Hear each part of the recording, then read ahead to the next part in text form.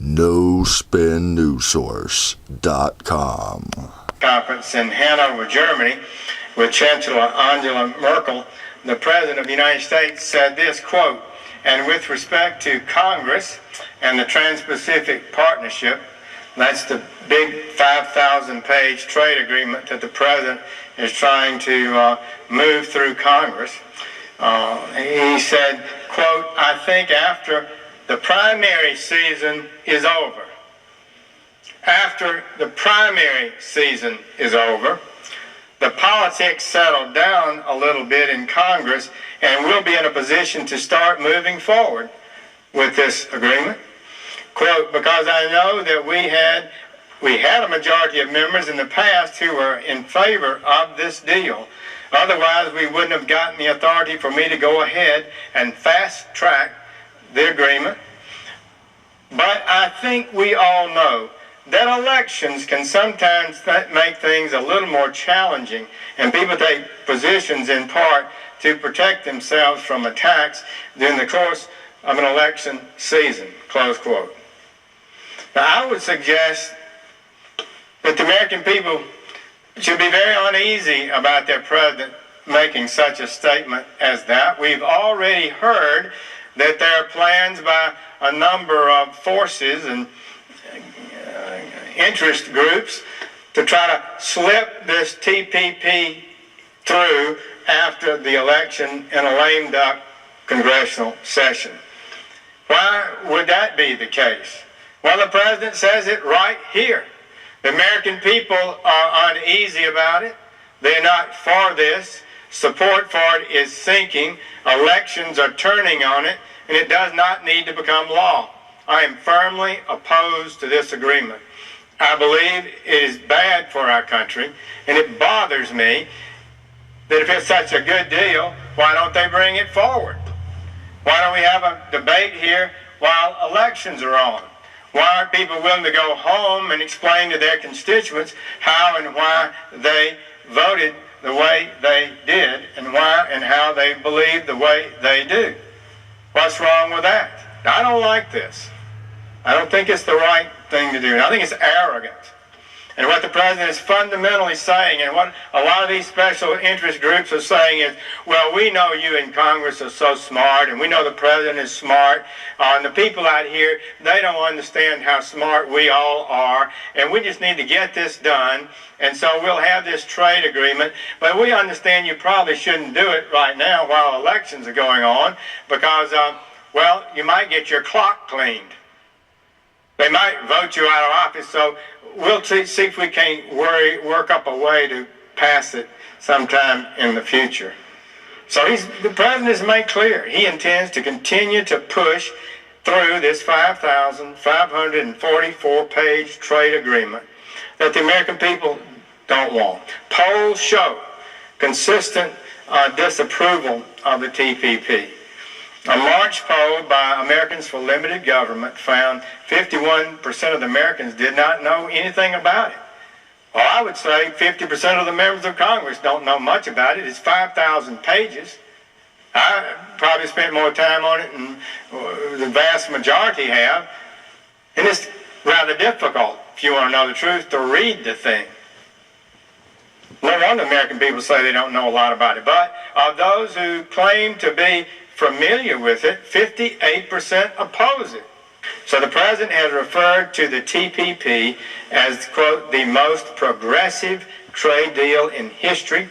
His chapters create new labor and environmental provisions that the public really knows nothing about. Even the economic data that the White House claims that the TPP, even under the economic data they promote, the White House promotes, as proving the validity of the TPP, if you look at it carefully, you can see that their own report and study that they cite the most, that signing the agreement will decrease the rate of American manufacturing jobs by 120,000. How is this good for America?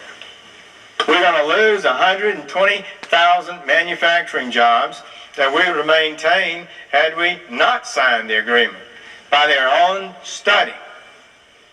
Another study by Tufts University says the country will lose 400,000 jobs. Who's right here? The American people who are worried about their jobs, their wages, their incomes, or the experts who promise all these grand things if we would just sign these agreements and everybody's going to be better off for it. Hello, I'm Kari, Ilonummi, your host, and welcome to the monthly report for May 2016 at nospinnewssource.com. Now today we're having a little bit more of a relaxed kickback situation where we discuss the politics and the hard topics as usual, but we're sitting here on the couch at my house this time. So welcome to my place. Well, things are getting exciting in the world.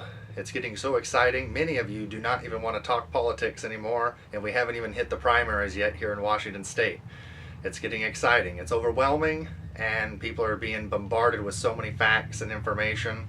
It's something else. But as you can imagine, being an election year, these are my fun times of existence and the most exciting times to be alive, not counting the fact I have a major announcement that'll be coming up on the 23rd of May that will be at nospinnewssource.com along with the rest of the internet and available, and I'll be going out of my way to make that clear and a point to everybody. Like I said, 23 of May, have a special announcement and a release of some information and pictures and things that'll be coming out. A little bit more of the bigger picture. But now let's get into the news, shall we? Well, the World War III scenario regarding NATO and United States and Russia is continuing to push forward.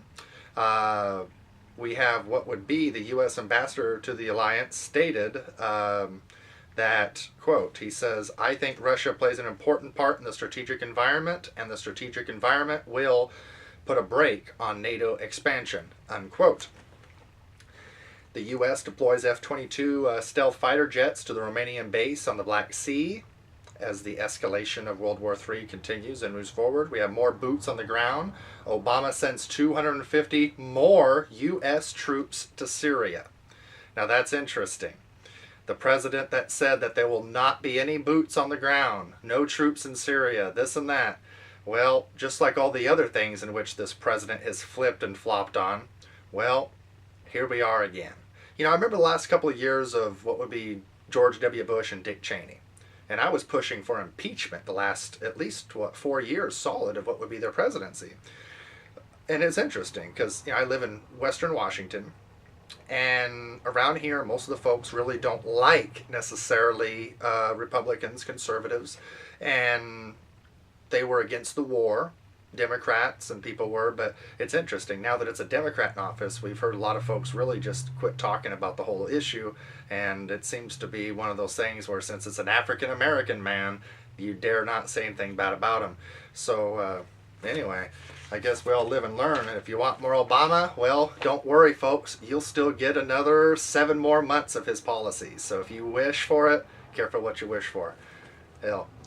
Anyway, solar-powered plane soars over Golden Gate Bridge in fuel-free Pacific crossing. That's right, solar-powered plane. They actually flew all the way around the world. They just had to go in incremental steps here and there as they were doing the mission. U.S. suicide rate rises sharply. Now, I've stated what would be back in December of 2015 for the forecast of mine, political economic forecast coming out for 2016. We would see suicides, drug usage, despair, depression, psychoses on the rise. Well, here we are. Things are on the rise. They're definitely on the rise. And there's a breakdown as well. You know, a lot of people don't want to talk about Obama, but one thing I've noticed is a whole lot of the Democrats are actually switching ship and jumping boat and going to support Donald Trump.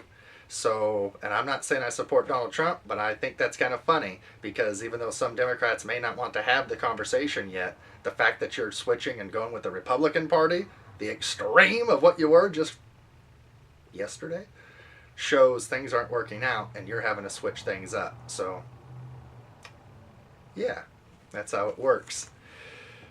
Anyways, CIA torture psychologists face court hearings over war crimes by black site detainees. That's right, I've been talking about war crimes investigations and things moving forward, and even many of those people that were in the war in Iraq, many of you could be looking at prison in the not so distant future as well. Not just members of Congress and folks that sent you there, but actual individuals, just like the Nazi Nuremberg style trial that happened after the war. When people said, hey, I was just doing what Hitler told me to do. Well, sorry folks, that didn't count. If you were the hired hand and the tool that was murdering and doing those deeds, well, you get to be the one that gets the charges.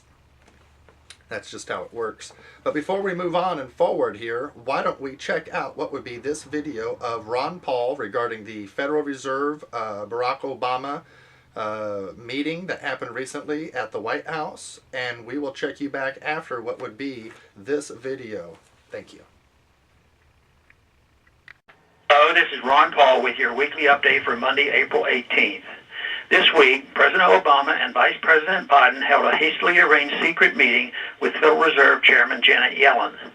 According to the one-paragraph statement released by the White House following the meeting, Yellen, Obama, and Biden simply exchanged notes about the economy and the progress of financial reform. Because the meeting was held behind closed doors, the American people have no way of knowing what else the three might have discussed. Yellen's secret meeting at the White House followed an emergency secret Federal Reserve Board meeting. The Fed then held another secret meeting to discuss bank reform. These secret meetings come on the heels of the Federal Reserve Bank of Atlanta's estimate that the first quarter GDP was 1%, dangerously close to the official definition of recession. Thus, the real reason for all these secret meetings could be a panic that the Fed's 8-year explosion of money creation has not just failed to revive the economy, but is about to cause another major market meltdown. Establishment politicians and economists find the Fed's failures puzzling. According to the Keynesian paradigm, they still dominate the thinking of most policymakers. The Fed's money creation should have produced such robust growth that today the Fed would be raising interest rates to prevent the economy from overheating. The Fed's response to its failure is to find new ways to pump money into the economy. Hence, the Fed is actually considering implementing negative interest rates. Negative interest rates are a hidden tax on savings. Negative interest rates may create the short-term illusion of growth, but by discouraging savings, they will cause tremendous long-term economic damage. Even as Yellen admits that the Fed has not taken negative interest rates off the table, she and other Fed officials are still promising to raise rates this year. The Federal Reserve needs to promise future rate increases in order to stop nervous investors from fleeing U.S. markets and challenging the dollar's reserve currency status. The Fed can only keep the wolves at bay with promises of future rate increases for so long before its policies cause a major dollar crisis. However, raising rates could also cause major economic problems. Higher interest rates will hurt the millions of Americans struggling with student loan debt and credit card debt and other forms of debt. Already, over 40% of Americans who owe student loan debts are defaulting on their payments. If Federal Reserve policies increase the burden of student loan debt, the number of defaults will dramatically increase, leading to a bursting of the student loan bubble. By increasing the federal government's cost of borrowing, an interest rate increase will also make it harder for the federal government to manage its debt. Increased costs of debt financing will place increased burden on the American people and could be the last straw that finally pushes the federal government into a Greek-style financial crisis. The no-win situation the Fed finds itself in is a sign that we are reaching the inevitable collapse of the fiat currency system. Unless immediate steps are taken to manage the transition, this collapse could usher in an economic catastrophe dwarfing the Great Depression. Therefore, those of us who know the truth must redouble our efforts to spread the ideas of liberty. If we are successful, we may be able to force Congress to properly manage the transition by cutting spending in all areas and auditing, then ending the Federal Reserve. We may also be able to ensure the current crisis ends, not just the Fed, but the entire welfare warfare state. Thanks for calling this update 888. And welcome back to the Monthly Report Show. Now, there's a new study finds high lead levels in Tacoma neighborhoods' water supplies. Tacoma is here in the state of Washington, and it's not just Flint, Michigan, apparently. So it's happening all over the place. Simple as this, folks. We have an old, outdated, inundated infrastructure. Simply put, a lot of the waterways in the nation, water system treatment plants and whatnot, are 40 years old plus. That's right. Many of these systems are, quite frankly, they're going down under. And I don't mean Australia. They're going deeper and darker and whatever. It's changing, folks. So you can't let it rot forever or you get these issues. Jeez. So we need to revamp infrastructure, apparently. And from now till then, you better have a special water filter. We do. Even on our showers. We don't like hydrofluorosilicic acid, fluoride around here. Anyways. And I'm not saying fluoride's good or bad for your teeth. I'm just not getting caught in that argument like a lot of other ones. But it's my personal choice. And, well, around here, we don't like being forced medicated by our government. We like to decide which medicines we take. For our teeth and otherwise. Look at that pretty smile. Even without fluoride. Or vaccines for 5 years. Okay, I'm just having fun with you now. Okay, now, thousands of gallons of radioactive waste leaked from the inner shell of the double shell storage tank at Hanford as workers pumped sludge from the tank during the weekend. Yeah, this is just a huge disaster, folks. I'm for nuclear energy, but how we have things set up, once again, it's old, outdated, inundated systems in which we've discovered the flaws and the weaknesses of these systems. But if we sit there and let them sit there without revamping to 21st century standards, well, guess what? Eventually, every one of these, as far as I'm concerned, these old nuclear reactors are sitting there almost like time bombs waiting to go off. So if we sit there and we don't revamp them, they're going to leak, they're going to get into water supplies, they're going to destroy and kill people and hurt people, and it's going to be a very bad thing. We're going to see lots of deformalities, and it's already happening in what would be Japan. Most of you may not know this regarding the Fukushima incident, but let me break down something for you, as I'm an insider, privy to facts that many of you aren't. There has been a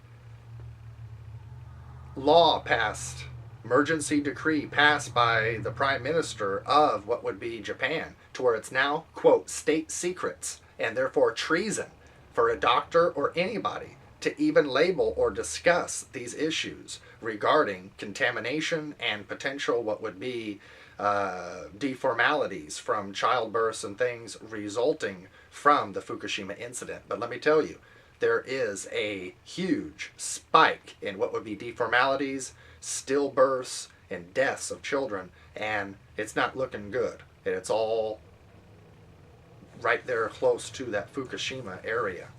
So we'll let the test of time prevail, but I have a feeling that disaster is going to get a lot worse. And many of you already know that now they've shut off, as far as I know, I haven't looked into it in a month, but they stopped what would be crabbing off the state of California recently because of radioactivity. That radioactivity is all the way from Fukushima. Well, that's all the way across the Pacific Ocean. That's a long way to get diluted. That's a long way to filter out. So just think how concentrated it is over there. So I'm for nuclear energy, but I'm not for sitting there on top of a nuclear bomb waiting to go off. So what does that mean? That means we need to revamp infrastructure all the way around, going back to what would be the water supplies I mentioned earlier. Same thing with energy. We do need, in order to rebuild out of the crisis that we're in, we're going to need a lot of kilowatts of energy, folks. If you just want to live in the hills and power a light bulb or two and a warm shower, well, you don't need too many watts. Maybe some solar panels on top of your roof will be plenty to suffice for you and your family. Little cheap little cooking stove, and maybe you make a dinner, and this is no big deal. But if you're actually burning rubber, if you're actually really working and using thousands of kilowatts, you got a factory, you want to build your way out of this crisis instead of bail our way out of this crisis, which would be the opposite of Congressman Rick Larson, well, guess what? You're going to need nuclear energy, fission and fusion power, and unfortunately, the solar and renewables aren't going to cut the mustard, as the old saying goes, because there's not enough energy there, kilowatt per square meter, out of the air, out of the wind power, out of this and that. It sounds good, but honestly, folks, do you think we can really move into the 21st century, populate the planet, populate the stars, have all the energy that we need to go up there, and yet going back in time to 14, 15, 1600s windmills, do you think that sorry folks, it sounds good, but it's just not realistic. So like I said, we have to take care of the nature, we have to live within balance, but we also do have to accept the fact that, you know, we got to move forward in life all the way around. But moving onward, actually before we move onward, how we can revamp, and what we have to do is revamp the nuclear energy to fourth stage pebble bed reactors. Once we have that situated, the fourth stage pebble bed reactors actually have special casings in which they can't explode, they're completely encased, and they have special mechanisms in which automatically shut down once certain things start getting out of whack. So the new technologies that do exist are there. The question is, you know, some people will say, well, how are we going to afford it? I'll say, well, my question to you is, can we afford not to revamp our infrastructure? How can we afford not to revamp the nuclear energy when it's sitting there waiting to go off like a time bomb? And it's going to, I mean, they believe the half-life of this stuff goes up into the hundreds of thousands of years. So we don't really want to play with fire, or as the old saying goes, you'll get burned, as a law enforcement officer told a friend of mine once upon a time. The chairman of the Senate Republican campaign arm is telling vulnerable colleagues in a tough race to stay away from the GOP presidential convention this summer. Senator Roger Wicker, a Republican of Massachusetts, the National Republican Senatorial Committee chairman, warns that a fight between supporters of candidate Donald Trump and Ted Cruz at a contested convention in Cleveland is the last vulnerability Republicans need to be in, especially those like John McCain and other senators and people who are in tight races, and not everybody is lovey-dovey with what's going on. Now, before we move on to more articles, why don't we check out what would be this video right now on Hillary Clinton and what would be executive orders on guns, which was brought to her attention, and then from there we're going to check out Howard Stern regarding what he has to say about guns. And he's been a very avid supporter of the Democrats, and specifically what would be Hillary Clinton. But he has news for you on guns. We need you to be able to use your executive powers to legislate that you can't carry guns in cars. You can't bring guns in buildings that are not assured to carry them. We need executive powers that say that we will fight for life and not kowtow to the sons and daughters of Charleston Heston. We can't kowtow to the sons and daughters of Charleston Heston. We must have a greater voice. Thank you for coming, and I will elect you. Vote.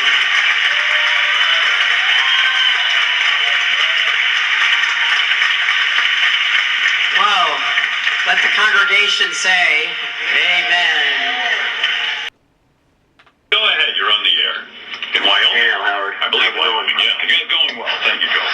Hey, I was just kind of curious. You say you support Hillary Clinton, and you know, she came out and she said that the Supreme Court got it wrong about the, you know, a person's right to own a gun for self-defense. That's the one issue I really am nervous about voting for her. I believe the Second Amendment issue is one of the most important, and I got to tell you, I think about it more and more. I really do. I think every citizen needs the right to be armed, especially, you know what I call it, an equalizer. You think about it. If Robin was walking alone in a parking lot, and two men were going to approach her with the idea of robbing and raping her,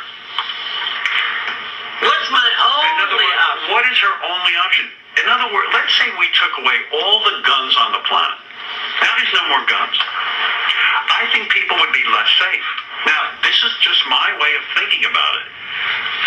The men who could, fight with swords and with knives and with baseball bats and bare fists, they'd have no power. They'd have every opportunity to overpower a young woman walking alone, an older gentleman who no longer can fight a 30-year-old just out of prison who's been working out like a monster and weighs 250 pounds of pure muscle. I believe the world would be so out of fucking control. Now, the great equalizer is the pistol, a semi-automatic weapon, or a revolver. Hello, I'm Kari Ilonummi, once again your host at the NoSpinNewsSource.com monthly report for May 2016, Thank you so much for sticking with us, and welcome back to the show. Now, moving onward with the articles, here we go. There was a bar patron. Bar patrons held down an armed robber last Sunday night after he tried to hold up a pub in Portland, Oregon. That's right, KATU-TV reports a 25-year-old Mr. Najee Motley, that's not Motley Crue, walked behind the bar around 10:40 p.m. Sunday, pointed a gun at the bartender. Well, just so happened that the patrons of the bar decided to go out the front door, go out the back door. There was 2 at one door, 3 at the other. They waited for the African-American man, robber, to come out, and they made sure they held him down and whatnot, and justice was served. So the robber didn't even really get 3 feet out the door before he received a serious shiner in which his right eye was completely swelled shut from a nice hard slam from one of those fellow patrons at the bar. And the individual, actually, this 25-year-old man, which has had priors regarding burglary and whatnot, he's really on a bad walk of life for just being 25 years young. That it's very sad. You know, his brain just got fully formed, which is what happens when you're 25, and he's already well into a life of crime. But nonetheless, he came outside and he tried to shoot one of these individuals. He did. The guy the bullet just missed the guy's head. So for this 25-year-old man to have received merely a hardcore black eye that swole his right eye shut, well, he was actually rather blessed to receive that.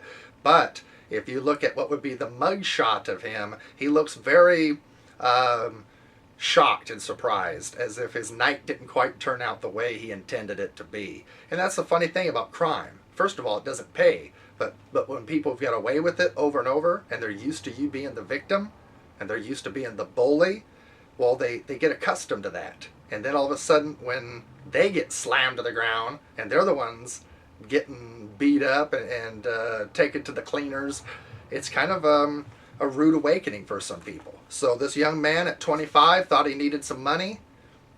He may be a drug addict. He may be greedy. He may just be a lazy bastard that doesn't want to work, so he figured he'd go rob somebody that don't deserve to be robbed.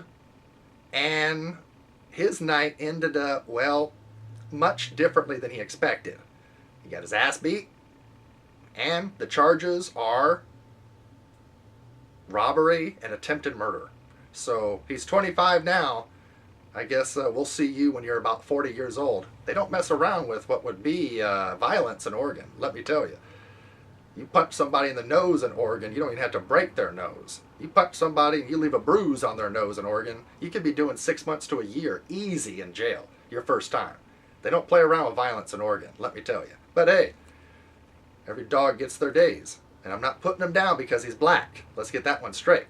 I did mention he's African American, so don't twist that around on me.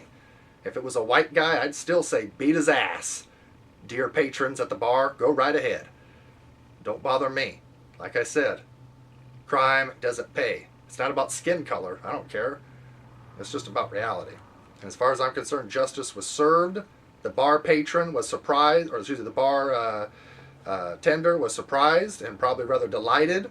She said there was only 5 people at the place. I mean, that's the thing. You go into bars these days, a lot of times there are only 2 or 3 or 5, maybe 10 people in the whole damn joint. They're not making money when it's like that, folks. They can't afford to have some greedy potential drug addict or whoever come up in their place and rob them and take their $200 out of the till or $100 or whatever when they don't have that money to lose. And it's not fair to them anyway, folks. So I'm really glad to see justice be served. And hopefully, see, when situations like this happen, everybody talks about it. So his friends that go around and rob or do things or whatever too are going to know, hey, what happened to our friend Motley? Well, sorry kids, you won't be seeing Motley till he's about 40 years old. Bye-bye, Motley! Anyway, that's his fault, problem, not ours. Justice is served. 9/11 families hit Obama for siding with Saudi Arabia regarding the 28 pages that needs to be declassified. U.S. failed to persuade moderate opposition to withdraw from al-Nusra-controlled areas, according to Lavrov of Russia.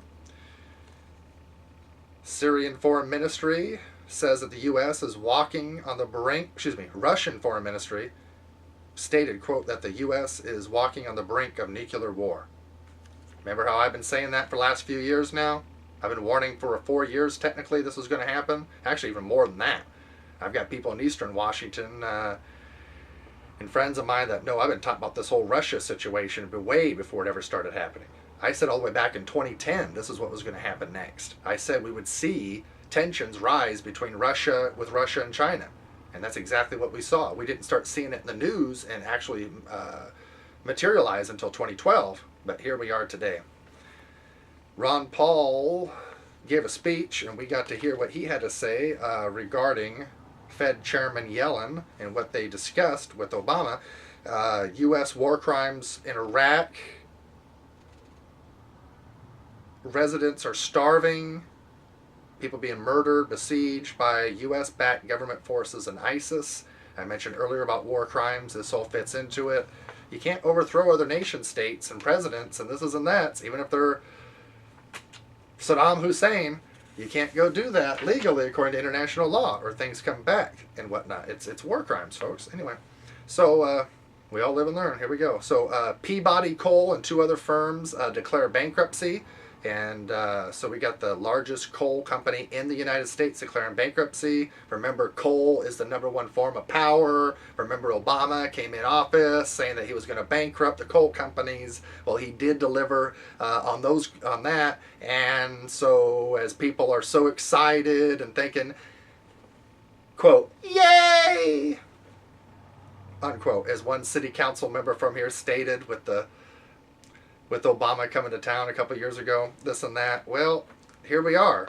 And now your energy prices are getting ready to double and triple. Yay! There you go. You wanted Obama, you're getting it. Now, judge denies gunmakers motion to dismiss Sandy Hook lawsuit. That's right. Bushmaster, a gun company, this is insane, is being sued for victims of Sandy Hook. That's right, folks. Now, some of you don't like guns. Some of you say, well, hey, we don't need machine guns. We don't need assault rifles. Somebody needs to be held accountable. Okay, the people that need to be held accountable are the psychos that go pull the trigger. Guns don't kill people, folks. People kill people. I've got an AK-47 sitting less than 15 feet, 20 feet from behind that camera, sitting next to my bed right now, fully loaded with a 40-round hollow point shell magazine sitting there. Do you hear it going off in the background? No, it sounds pretty quiet around here. It sounds pretty peaceful. I have a concealed weapons permit signed by the sheriff. I'm getting ready to have it renewed here in a couple of months. Technically, I think about a month and a half. You don't get that in life, folks, for committing too many felonies on your record. That's right. You have to have a pretty squeaky clean record to have a concealed weapons permit to be able to legally carry a firearm on you. Concealed weapon, which I do. I carry my 45 with me pretty much everywhere I go. Even some of those places that people don't really want me to take it. I won't elaborate, but still, you got to do what you got to do. I mean, you got to keep yourself safe. I'm a political figure that's stepping on people's toes, and I know I'm pissing people off as I'm telling the truth, and there's a lot of people find me threatening in the banking corporate interest and certain folks that are in the government that want war with Russia or this is or that don't like some of my policies. These folks take me as a threat. So, I mean, remember the Blaze the dog incident? These people couldn't say that I did anything wrong. They looked into my track record, they've studied me, they followed me around. They've got to know friends of mine. I mean, they really went deep to try to find some dirt on me. There's no dirt. I'm not a bad guy. I'm not a crook. The little things that you could come up with for so-called dirt or laugh at me about, well, it's just little common things that, and there's a lot more detrimental things I can toss at any of my opponents that are out there. So the stuff that made me look a little silly or weird 10 years ago now, I mean, geez, look at the world now, It's a pretty heavy place.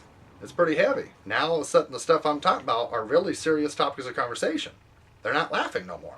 Businesses that are shutting down in the city that I live in, Arlington, you guys aren't laughing at my politics anymore. Why? Because now you are feeling the burn, as Bernie would say. And you know what I mean by that, economically speaking. Now I get to go to your doors and stores and say, hey, are you happy with Obama? Are you happy I'm not your mayor right now? I ran for mayor and I warned people and they dismissed and scoffed and this and that. Now here I am today reminding you folks I was right.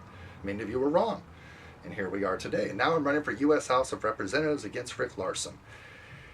Hey, here we go. Microsoft sues the Department of Justice over gag laws blocking customers from knowing government has their data. That's right. Democracy Spring is a George Soros-funded event. You know that. Syria elects parliament. The U.S. dismisses the poll before it's even out. Because Assad has to go, according to regime change, according to humanitarian intervention, according to Barack Obama, and according to, by the way, this president, when he's done of office, this narcissist in chief, however he goes out of office, normal, throws himself off the top of the White House, commits suicide, whatever, I mean, God forbid. Okay, maybe I won't lose too much sleep if he does that. I don't want nobody to hurt him, though. I don't want nobody to hurt Obama. Because if it's a white man with a gun, it's going to make all white men look bad and gun lovers look bad. So I really don't want a white man to hurt him, to do nothing to him, or any man for in general or woman. I want him to either do it to himself if he does it, or I want him to just be exposed, which he's doing it to himself as it is. But nonetheless, when Barack Obama's out of office, and next year he's working with Morgan Freeman and other people in Hollywood and other people that are wiping and kissing his ass like George Clooney and folks. When he's doing movies next year in Hollywood, which is what they expect to be doing with him. He is an actor if you haven't noticed on TV. I mean, damn, if he can be the president and act that out for the last 7 years and fool so many people, I mean, damn, I guess you could probably win an Oscar, I'm sure, in Hollywood. So, and the guy's not dumb. I put down Obama, but let me make this clear. Obama knows what he's doing. He knows exactly what he's doing. As good as he can beat around the bush, change the subject, and keep from mentioning and admitting certain things, oh, he's a lot sharper than a lot of people know and think. The personality, what you think you know as your President Obama, is not the man that he is. Let me tell you, I know people who worked for him in his campaign in 2008 in Chicago, in 2012 and in the re-election campaign. I know people who are close to Obama. I know people who are close to Bush. I know people who are close to the good, the bad, and the ugly. I have friends that are so controversial, they make me seem pale in comparison. But you got to do what you got to do for the information, and you got to figure it out for yourself like we all do. We all live and learn. We all make our bed and we lie in it. FBI director explains why he puts tape over his webcam. I do too. I just didn't want to admit it to the world until somebody else said it. If you come to my house, though, and you've seen my computer, you know I got a little thing over it. But, anyway. Nancy Pelosi. That's right, Nancy Pelosi, Democrat. Nancy Pelosi and I are on the same page. Hold on, before you dismiss and say I finally caved in because I'm with Nancy Pelosi. We have something in common. Just one thing, though. That is what would be the 28 pages on 9/11 needs to be declassified. When Nancy Pelosi is saying that, and she's distancing herself from the Obama administration, oh, baby, you know Obama is on a sinking ship now. And I'm loving it. I am. Thank God. I've been waiting for this for a long time. You have no idea. This is I've been salivating over some of these opportunities that are here finally to rise and shine. Pressure on the White House to release these 9/11 documents mounts more and more. There was a 60 Minutes interview.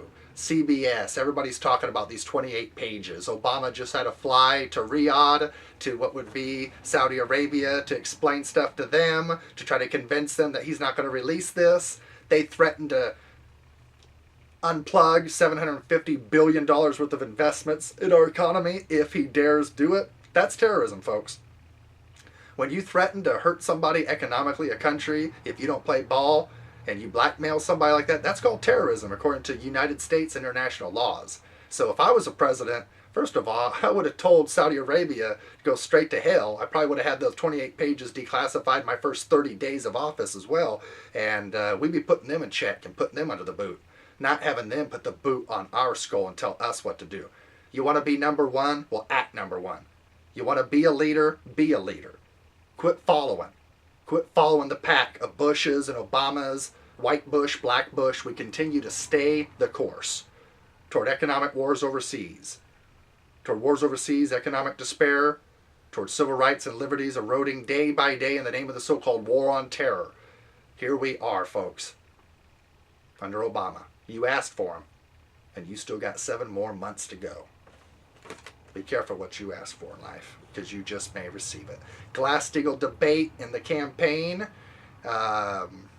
is definitely taking place and rising within the Democrats in the campaign, and also what would be debating in the Federal Reserve, as what would be Federal Reserve President, Mr. Kari, what would be the Federal Reserve, one of the bosses from, I believe, the state was Minnesota, if I'm not mistaken. I can't recall at the top of my head. But anyway, Federal Reserve President, Mr. Kari, stated that Glass-Steagall Act needs to be reinstated. So you even have a breaking right now. You don't just have Democrats becoming Republican. You don't just have certain Republicans jumping over to Bernie's side and jumping to the Democrat side, but you also have individuals that are part of the system, the establishment, the Federal Reserve itself. All of a sudden, even some of these people are saying we need to have an audit and we need what would be Glass-Steagall Act. The rats are jumping ship, as the old saying goes. Nevadans sue Obama, alleging politics is at play over grouse protection laws. Evidence of U.S. war crimes in Iraq recorded by hundreds of organizations, by the way. This fits into something I mentioned a couple times here regarding these war crimes. Hundreds of organizations have been recording. I'm telling you, folks, this is going on the record, and I expect to see what would be no later than 2024, I expect to see war crimes and whatnot at The Hague. So, and they're going to be bringing a lot of our military and troops before them. And then that's when a lot of our troops and military is going to say, wait a minute, I served the government that sent me to these wars. And then they're going to be like looking for new government to protect them from going to prison. And don't worry, I'm running for Congress, so I'll be there for you. And I need you too. Trust me, I got a place. And like I told one lady today, I said, hey, it's now a lot of my old friends that thought I was goofy 8 years ago about Obama, 6 years ago regarding Obama, this and that. Now all of a sudden there's a new beginning happening. A lot of those old friends of mine, and I'm talking specifically peers of my age group, some of them thought I was a little loopy or want to know what was going on. Kari, wait a minute, we liked you when you seemed liberal and Democrat and you were against the wars of Bush and talked about impeaching Cheney, and then we liked that side of you, Kari. That was cool. Then when I talked about the liberal African-American Democrat, and he was going to be even worse than Bush, that wasn't so cool. So a lot of people kind of distance themselves from me. Well, guess what's happening now? There's a new trend. Now all those old friends, step by step, one by one, are starting to come back into my life. They're rekindling. Even some family members. That's right, rekindle. I have some of these people, friends are saying, Kari, my brother, these are exact quotes, my brother, I love you, Kari,